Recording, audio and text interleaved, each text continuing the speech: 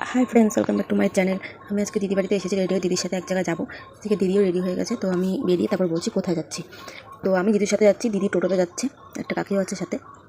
মানে ওই কাকিটার কাছে দিদি সোনার বই করেছিল, তো আজকে ওর বইটা ভাঙলো, তো তাই সোনার দোকান যাচ্ছে। আমরা সোনার দোকানে চলে এসেছি, কত ভিড় এখানে, এটা সবাই বই করেছিল, সবারই আজকে ভেঙেছে। যাই হোক, দিদি বসে আছে। আর এদিকে দিদি আসার সময় নাকি পা মুচকে গিয়েছিল, ওই জায়গাটা পুরো নীল হয়ে গেছে। তোমরা বুঝতে পারছো না, ফোনে অতটা বোঝা যাচ্ছে না। আমরা সোনার দোকান থেকে বেরিয়ে গেছি, রোডটা পার হয়নি, তারপরে বলছি। আর সোনার দোকানে রুলস ছিল না ভিডিও করার, আমি জিজ্ঞেস করেছিলাম, ওই জন্য আর ভিডিওটা দিতে পারিনি। আর দিদি কী কিনলো সেটা বাড়িতে গিয়ে তারপরে দেখাচ্ছি। ফাইনালি বাড়িতে চলেও আসলাম, আর দিদি কী কিনলো তারাও তোমাদেরকে দেখাচ্ছি। এই যে দিদি কিনেছে একটা সোনার কানের। দিদিকে বললাম একটু পরে দেখা কীরকম লাগে, তো কানেরটা পড়ছে। ওই কানেরটা খুব মানিয়েছে, প্রচণ্ড ভালো লাগছে। আর আচ্ছা, আমার দিদির শাশুড়ি ভালো করে দিদিকে দেখছে। আজকের মতো ভিডিওটি এখানেই শেষ করছি। ভালো লাগলে like, comment, share and subscribe করে দিও। Tata, bye bye.